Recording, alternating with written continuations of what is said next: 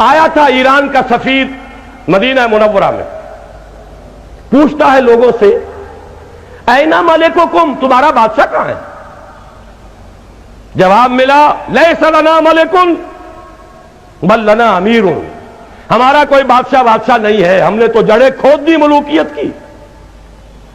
حضور نے فرمایا تھا ہلاکا کسرا ولا کسرا بعدہ، کسرا ختم ہو گیا، کوئی کسرا نہیں ہوگا۔ لیکن یہ کہ تاریخ میں امت مسلمہ نے پھر دوبارہ کسرا بنا لیے، پھر ملوکیت کے ایوان سج گئے۔ بہرحال اسے جواب دیا گیا تھا سفیر ایران کو ہمارا کوئی بادشاہ نہیں، ہمارا ایک امیر ہے۔ وہ امیر کہاں ہے؟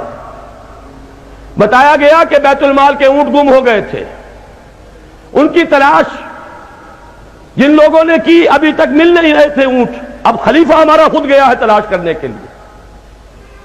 وہ کسی کو پہچاننے والے کو ساتھ لے کر گیا ہے تو دیکھا کہ دوپہر کا وقت ہو گیا تھا، تھک گئے تھے حضرت عمر، تنہا، کوئی باڈی گارڈز نہیں، کوئی خدم و حشم نہیں، اپنے کوڑے کو سر کے نیچے رکھ کر استراحت فرما رہے ایک جھاڑی کے سائے تلے۔ اس وقت کھڑے ہو کر کہا اس سفیر نے عمر تم انصاف کرتے ہو لہذا تمہیں کوئی خوف نہیں، ہمارے بادشاہ ظلم کرتے ہیں لہذا ڈرتے رہتے ہیں، کانپتے رہتے ہیں، انہیں اونچے اونچے فصیلوں والی محلوں کے اندر بھی باڈی گارڈز کی ضرورت ہوتی ہے۔ دنیا اس نظام کے لیے ترس رہی ہے، وہ نظام ہے کہ جو لانا ہے۔ حضرت عمر ہی کی ایک مثال اور آپ کو سنا دوں۔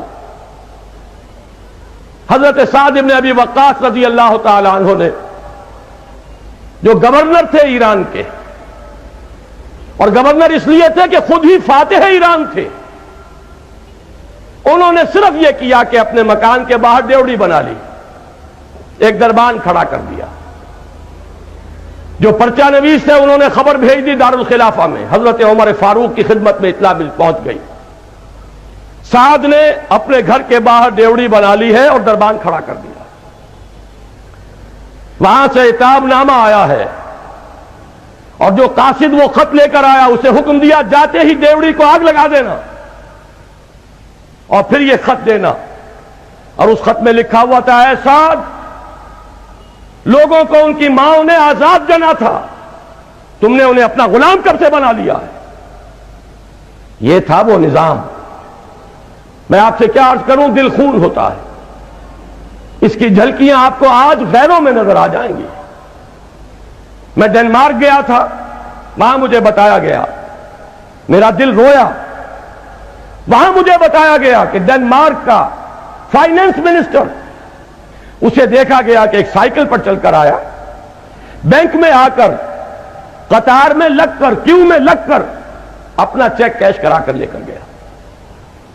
اغیار کے ہاں یہ ہے، اور ہمارے ہاں ہٹو بچو، اور باڈی گارڈز، جدھر سے سواری گزرنی ہو وہاں ٹریفک بند، چاہے کوئی مریض ہو، جہاں بلب ہو، راستہ نہیں کھول سکتا۔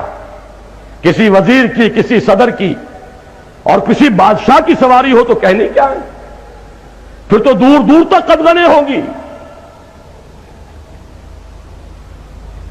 اسی طرح کا ایک واقعہ حضرت عامر بن عاص کے ساتھ ہوا، وہ بھی مصر کے فاتح تھے، اور حضرت سعد بن ابی وقاص تو وہ ہیں جن کے بارے میں حضور نے فرمایا تھا کہ اے سعد تم پر میرے ماں باپ قربان۔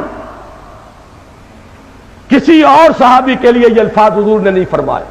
غزوہ احد میں جب درغہ ہو گیا تھا حضور پر دشمنوں کا، حضرت سعد تیر چلا رہے تھے، حضور نے فرمایا اے سعد تیر چلائے جاؤ، تم پر میرے ماں باپ قربان۔ وہ سعد ہیں جو خود فاتح ایران ہیں، لیکن یہ کہ اتنی اجازت بھی نہیں ہے کہ اپنے گھر کے باہر ڈیوڑی بنا کر دربان کھڑا کر دو۔ عمرو بن العاص فاتح مصر، ان کے بیٹے نے قبطی کو مارا، قبطی نے آ کر حج کے موقع پر حضرت عمر رضی اللہ تعالیٰ عنہ کے جناب میں فریاد کی، طلب کر لیے گئے، باپ بیٹا دونوں۔ پہلے تو کہا کہ بدلہ لے لو بیٹے سے، گورنر کا بیٹا، اس کے بعد فرمایا کہ ذرا گورنر کو بھی ایک دو رسید کرو، اس لیے کہ اس بیٹے کو جو جرت ہوئی ہے اسی لیے ہوئی ہے کہ میرا باپ گورنر ہے۔ اس قبطی نے ہاتھ جوڑ دیے، جناب میرا قصاص مجھے مل چکا ہے، میرا بدلہ مجھے مل چکا۔ یہ ہے وہ نظام جو محمد الرسول اللہ نے دیا، جو خلافت راشدہ میں قائم ہوا۔